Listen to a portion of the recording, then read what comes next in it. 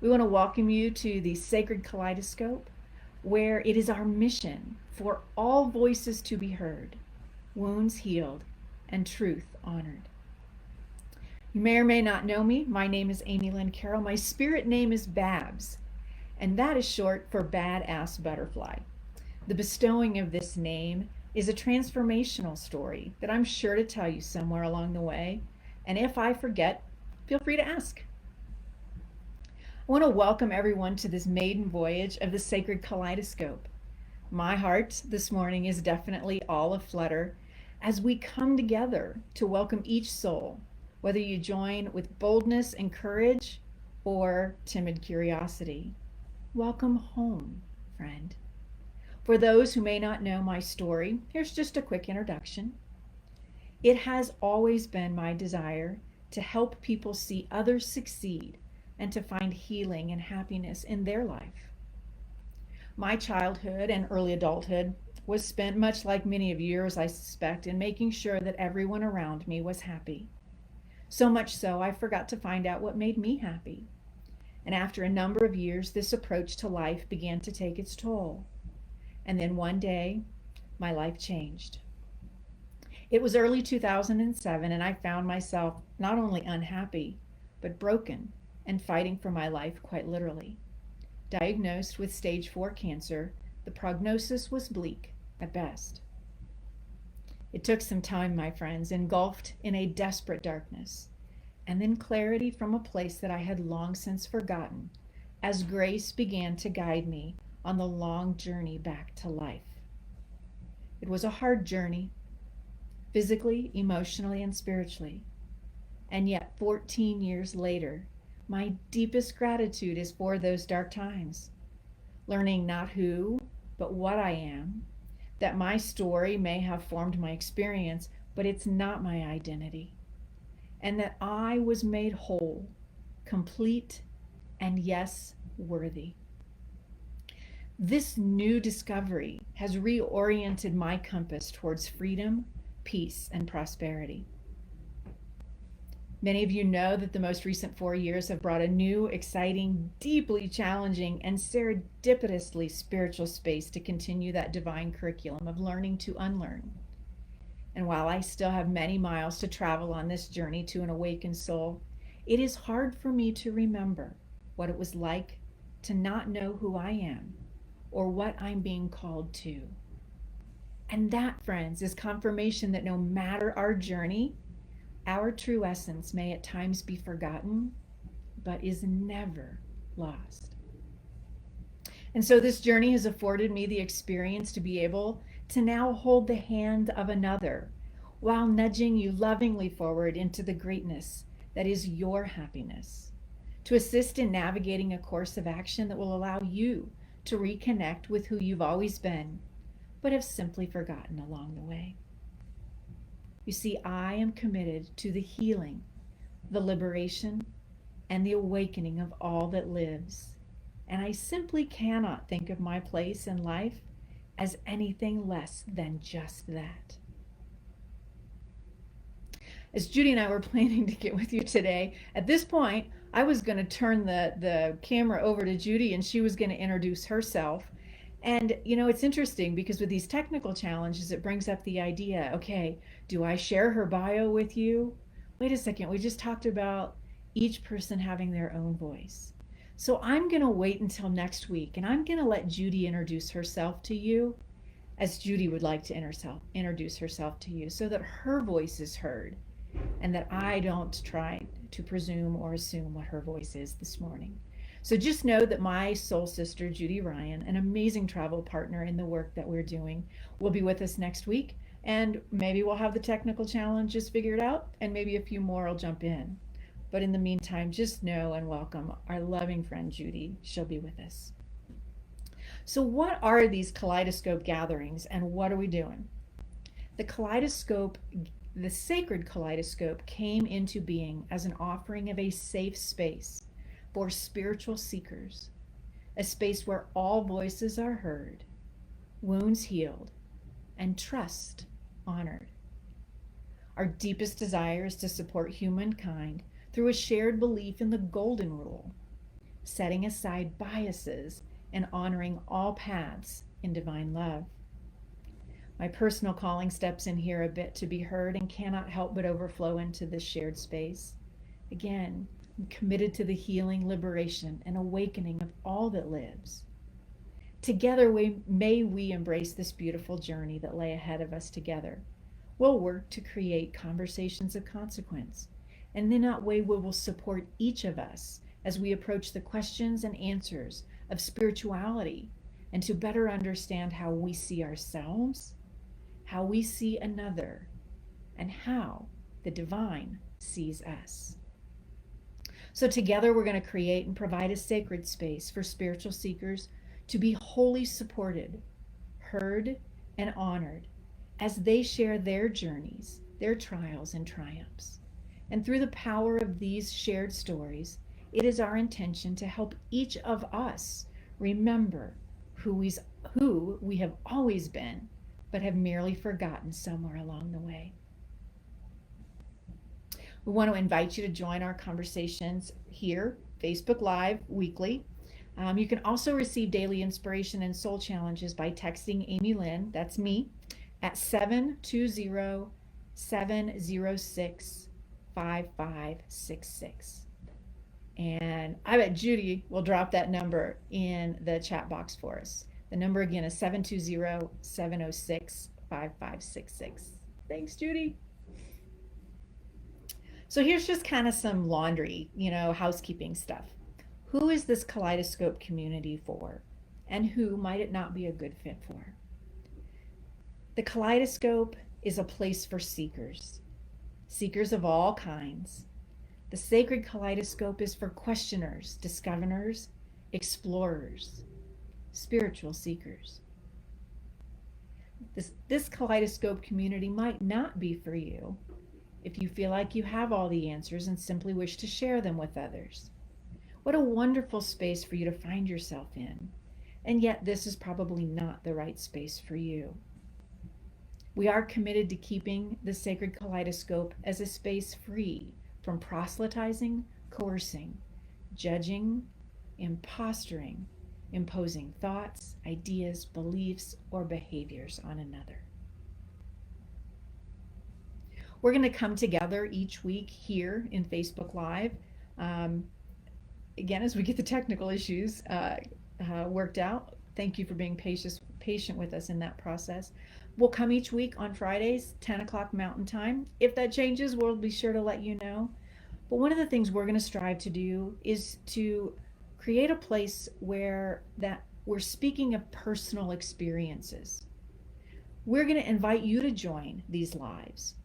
And when you do, we're going to ask you, speak using inclusive language. Speak from personal experience. Don't tell the story of another for them. Invite them to come and share that story for themselves. Their voice is theirs. Yours is yours. Let's make sure that we're working to honor that. And again, the sacred kaleidoscope is simply not a place for judgment. We're going to learn to discern. We're going to learn the difference between wisdom and knowledge. We're going to learn the idea between questioning for purpose and agenda versus questioning for clarity. So go ahead and leave your judgment at the door. And today's topic is how to stop waging war. Whew. Show of hands. Drop us a comment in the chat box. Have you ever felt like you're just constantly at war with something or another? Someone wants to be at war with you. You feel like you're at war with yourself. How we speak to ourselves and another changes the very essence of how we show up in the world. And how we speak to them can often change how they feel comfortable showing up. So today I'm just going to share a couple of ideas. Some of them you may have heard of before, others they may be new. But I encourage each of us, as we're listening, as we're sharing, to begin to think about old ideas in new ways, or to be open to new ideas, to helping us on our spiritual journey of determining whose we are and what we are here for. And the very first idea I want to share with you is the idea of Ubuntu. It's Ubuntu, Ubuntu. And you may have heard of an open source, it's a Linux operating system, computers, letting my geek flag fly there for just a moment. Their open source operating system is known as Ubuntu, first released back in 2014, and is now actually one of the most popular operating systems in use. It is also behind the world's fastest supercomputer, runs on most web servers around the world, and is even behind the technology that Google is now using for the self-driving car. You're probably scratching your head and wanting to ask why we're talking about operating systems when we're talking about the spiritual idea. But it's because the actual original meaning of Ubuntu actually means something very different, and yet something very much in tune with an operating system that helps to connect the world. So the story goes that an anthropologist proposed a game to an African tribal children. He placed a basket of sweets near a tree and then had them stand a few hundred feet away. Whoever reached the basket first would get all of the sweets. So the anthropologist steps back, and when he says, "Ready, set, go," do you know what these small children did? If you know the story, I know you're smiling with me now. They all held each other's hands and ran towards the tree together. They divided the sweets and they enjoyed them equally. When the anthropologist asked them why they did so, they said Ubuntu, which to them meant, how can one be happy when all the others are sad? It turns out that the word Ubuntu is a South African ethical ideology that focuses on people's allegiances and relations with each other. The word comes from the Zulu language and is regarded as one of the founding principles of the Republic of South Africa. A rough translation of the principle of Ubuntu is a belief in a universal bond of sharing that connects all of humanity. I'm going to repeat that one more time. It's a belief in a universal bond of sharing that connects all of humanity. I think about so many times in my own experience where, as children, we're taught that it's important to be first. It's important to be best. It's important to be smartest or prettiest, to have the best voice, the best horse, if you're showing horses, the best sport, if you're the pitcher. It's always about being the best. I feel like we've gotten away from our true identity of who we are as one. Capital O1. We are but an extension and an expression of the one divine idea. Each of us unique expressions, but all of us are source going back to this one. And how could a loving Father, Mother, God choose one child to be better or best over another? They simply don't. Our Father, Mother, God does not see one as better or worse than another. So when we begin to think about our relationships now with individuals, let us carry this attitude with us to spread happiness by sharing with others wherever we may go. This idea of, I am because we are. I am because we are is inclusive. It's compassionate. And it's authentic. The Archbishop Desmond Tutu says, a person with Ubuntu is open and available to others, affirming of others, does not feel threatened that others are able and good, or he or she has a proper self-assurance that comes from knowing that he or she belongs in a greater whole and is diminished when others are humiliated or diminished, when others are tortured or oppressed. So how can we in our day-to-day lives begin to carry this attitude of Ubuntu with us, to spread happiness by sharing with others wherever we may go. I am because we are. A second idea I want to share with you this morning as it relates to how to stop waging war. Wait a second, how is Ubuntu stopping waging war? Let me share with you the idea of 𝐂𝐿, also African tribe heritage. When someone does something harmful, they take this person to the center of the village where the whole tribe comes and surrounds them. For 2 days, they will say to the man all of the good things that he has done. The tribe believes that each human being comes into the world as good, each one of us only desiring safety, love, peace, and happiness. But sometimes in the pursuit of these things, people make mistakes. We make missteps. We misjudge and we mistrust.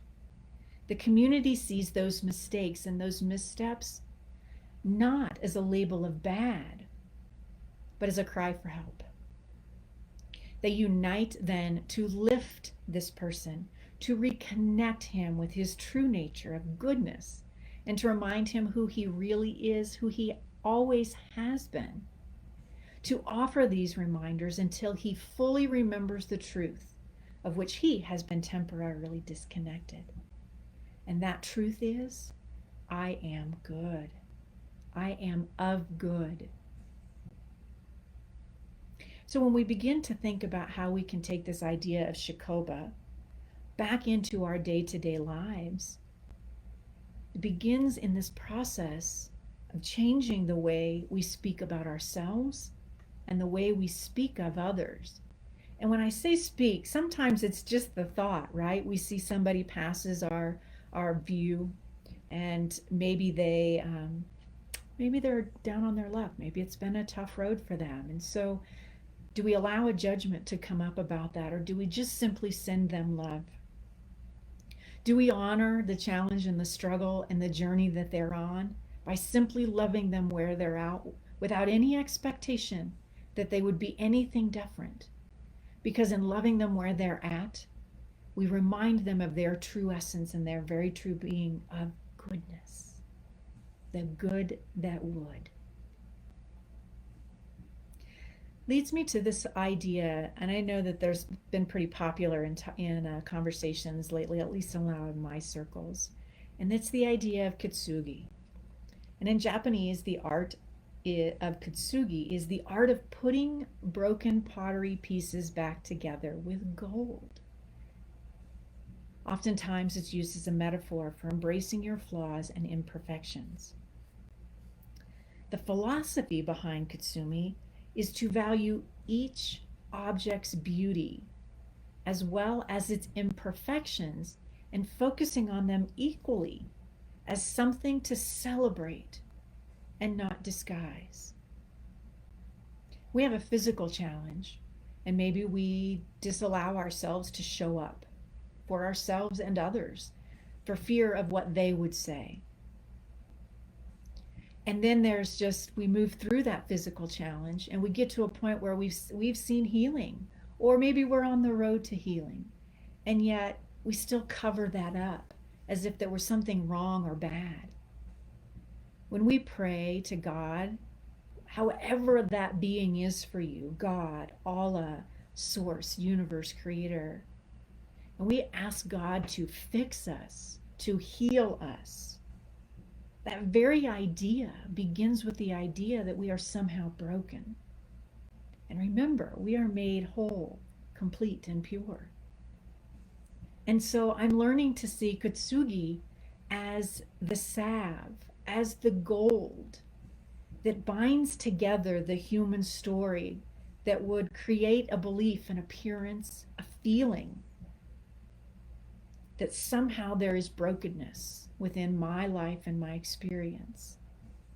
But it is the healing, it is the unlearning, it is truth, capital T, that actually is that gold thread that weaves that story perfectly so that I get to realize even in those moments of darkness, there was such beauty and such wholeness and such purity to those, because light is not dispelled. Light is not lost in the darkness. And just because there is the presence of darkness does not mean there is an absence of light. And so when we think about this idea of stopping this waging of war, I encourage you this next week to think about that from a personal level. How do you talk to you? Do you talk to you the same way you talk to God? And do you talk to yourself about others the way you would like them to speak of you and to think of you and to be with you? Because everything starts with how we show up, how we love ourselves. I don't love myself any more or any less than I love someone else. And in that regard, most of us struggle with the loving ourselves less. The golden rule, do unto others as you would have them do unto you. Well, I think we're kind of doing that in some regards. We're just missing the point that we don't think properly of ourselves or well of ourselves, and so we expect others to treat us unkindly. And when we don't expect it, we at least accept it, because the place of our identity as God's chosen, as an individual who the universe is conspiring on our benefit, as a creator, as a creation of the Creator, we diminish that. And so this week, what I want you to think about is, and I'm going to join you in this. This isn't me against you or me telling you.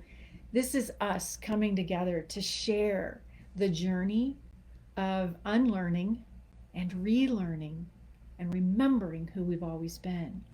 So in this coming week, I'm going to spend some time thinking about how I talk to myself, how I think about myself, and how I think about other people are thinking about me. There's a whole lot of thinking there. So I'm going to simplify it. I have a favorite quote. Those of you who know me know that this is coming. Einstein says, yes, Einstein, science capital S, science little s. The little s in Einstein says, I want to know the thoughts of God. Everything else is just detail. So this week, as I embark on this journey to stop waging war, I'm going to focus on what I know are God's thoughts about AmiLynne. And I encourage you to do that for you. If it's helpful to journal, grab a piece of paper, and at the top of it, simply write the words, God's thoughts about, and put your name. And make a list. What are all the things that you know that God knows about you? What are all the things that you hope God knows about you? Just spend some time recognizing that I am because we are. We are one in this journey. My brothers, my sisters, myself.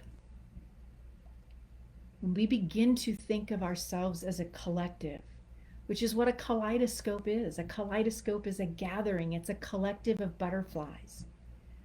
So as we think about ourselves as a collective, can we begin to think of us in this collective space of, I am because we are.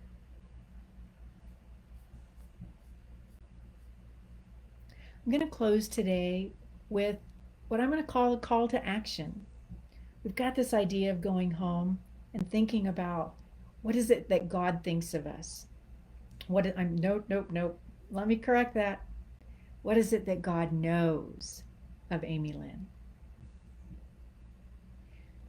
Sometimes it's really hard in the midst of a day. This happens, that happens, the phone rings, the kids want this, This didn't go that way. An appointment we had expected didn't happen. The technology didn't work for the Facebook Live the way we had planned it and the way we had tested it. And so it's really easy, it can be really easy to just simply become frustrated and get down on ourselves. I'm going to close our shared time together with a small guided meditation. Join with me in this guided meditation of how to rewrite your bad day.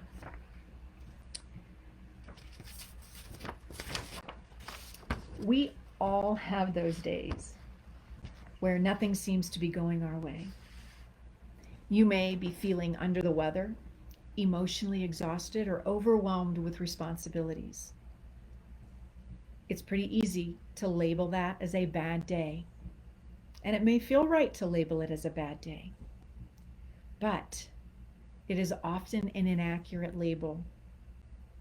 No day is 100% bad.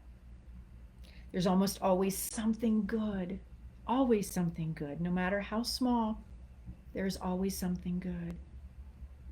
And we can learn to train our mind to recognize both the good and the bad, helping to see more clearly that there are likely pleasant and enjoyable moments during that day, and that not any of them are permanent. So when you do have a painful moment, you can respond with compassion and rewrite the story of that moment. This practice works well when you're in the midst of a difficult day. Simply find a quiet place, just a few minutes to sit in silence and listen. And we're going to do that now. So I invite you to close your eyes and begin by settling into your body. It's okay to feel your body. We don't have to idolize it in order to feel it. So settling into your body, feel yourself sitting still. The connection of the body with your chair or cushion. Feel the movement in the body related to breathing. Now bring to mind something difficult you've experienced today. Use a specific event, a general feeling, or whatever arises naturally in your mind. As the feeling of your bad day arises, pay attention to what that experience is like. Notice if there's a feeling in the body or any thought processes in mind. Steer clear of picking it apart too much. Instead, tune in to the overall experience and emotion. Ask yourself how it feels to be having a tough time today. With awareness of how this feels, begin offering yourself some compassion. Retain some awareness on the experience in the mind and body. You can silently offer yourself these phrases. This is a moment of pain. This is a moment of difficulty or discomfort.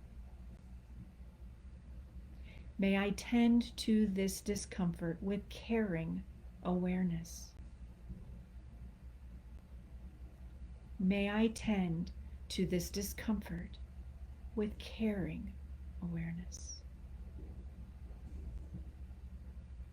After 5 minutes of offering compassion to yourself, let go of that phrase. If you like, bring something else to mind that has brought you joy or contentment. See if you can find a moment in which you weren't enveloped by the discomfort or the pain of just a few moments ago. It may be when you first woke up, a nice conversation with a friend or a coworker, or the time you were eating lunch and not focused on all of the difficulty. As something comes to mind, connect with how this experience felt. Recognize that although you may be having a hard day, here is a moment of freedom from that discomfort. Offer the simple phrase, "May I appreciate this moment?" Continue bringing to mind other times in which you experienced some contentment during your day. As each new one comes up, just sit with it for a few deep breaths and repeat the phrases. As you run low on pleasant or enjoyable experiences, look for the neutral moment in your day. As you finish the practice, reflect for a minute on the whole of your day. Without denying your own experience of having a bad day, also recognize that the entire day was not unpleasant. A few deep breaths. Come back into your body. Join us here in this space, in this sacred kaleidoscope. Be kind to yourself this week. Be honest with yourself this week.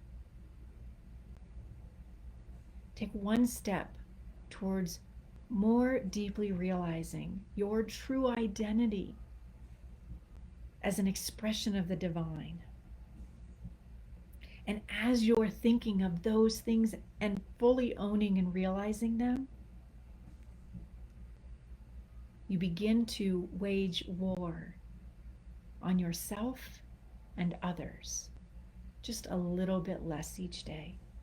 And a little bit less each day is all that it takes for tomorrow to be a day of peace and prosperity and harmony.